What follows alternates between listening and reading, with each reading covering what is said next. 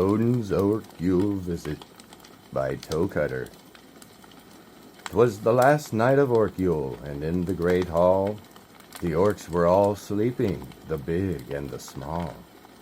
The warriors' braids were coiled so tight as they snuggled with lovers in the chill of the night. Their boots by the hearth, in rows very neat, would soon contain gifts instead of their feet. The smalls had prepared them and cleaned off the mud. The warriors even had washed off the blood. Then filled them with straw for Odin's fierce horse. The eight-legged Sleipnir, a mere snack of course. With swords in their scabbards, the axe put away, the orcs they had pledged to no killing this day. The All-Father Odin tonight brings no fear.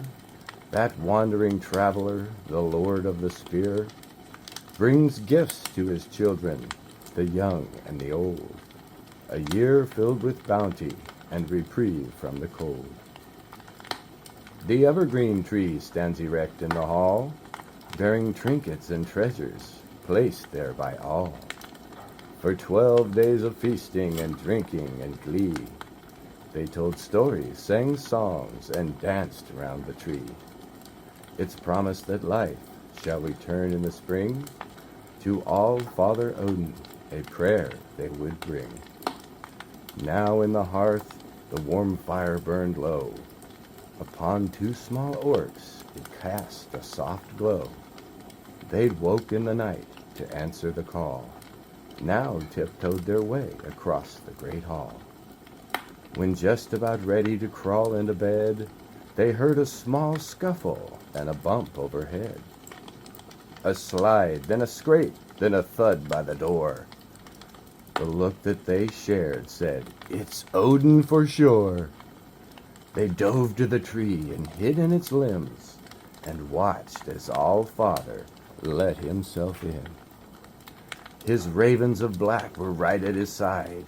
He carried a sack made of tanned buckskin hide.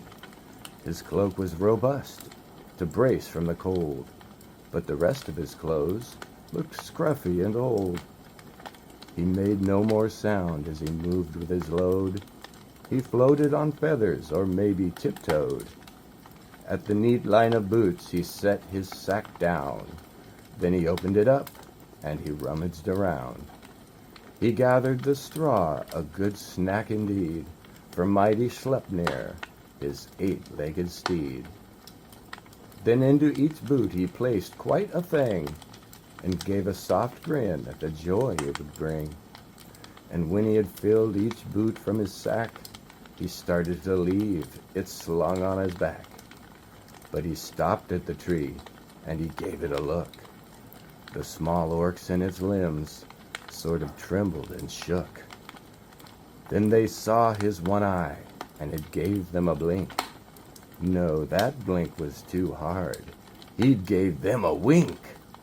His grin crept from under the spread of his beard. The orcs now cared nothing for which they had feared. Then he turned on his heel, and he made for the door. All-Father's visit was over once more. And as they both watched, Orc brother hugged sister. They'd both swear an oath that they then heard him whisper, "Come, Hugin, come, Munin, come now to my side. To another great hall we quickly must ride." They flew to their lord and left with great haste. He was there but a moment, no time did he waste. The orcs dashed to the door, and a sound filled their ear, the blast of a horn, so distant yet clear.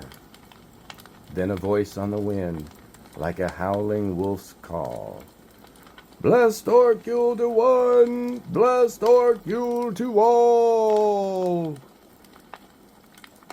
To the mountain